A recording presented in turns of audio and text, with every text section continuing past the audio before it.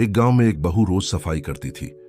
उसके मुंह में सुपारी थी और एक दिन गलती से उसने यज्ञवेदी में थूक दिया। हैरानी की बात यह हुई कि उसका थूक सोने में बदल गया। ये देखकर वह चकित रह गई। फिर तो वह जानबूझकर रोज वेदी में थूकने लगी और धीरे धीरे उसके पास ढेर सारा सोना इकट्ठा हो गया।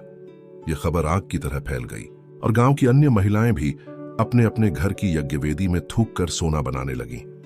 जल्द ही यह पूरे गांव में आम बात हो गई।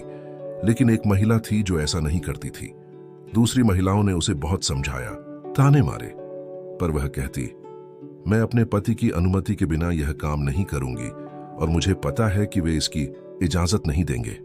आखिरकार समाज के दबाव में आकर उसने एक रात अपने पति से पूछ ही लिया। पति गुस्से में बोले, यज्ञवेदी पवित्र होती है, वहां थूकने की सोच भी मत। पति की सख्त हिदायत के बाद वह चुप हो गई, लेकिन भीतर ही भीतर कश्मकश में घिर गई। वह देखती कि दूसरी महिलाएं नए नए गहनों से सजी रहती और उसका गला सूना रहता।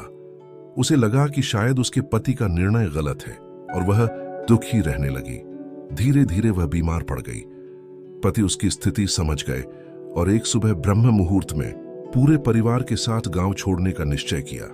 सारा सामान गाड़ी में डालकर वे गांव से निकल पड़े। जैसे ही वे गांव की सीमा से बाहर निकले, अचानक भयानक विस्फोट हुआ।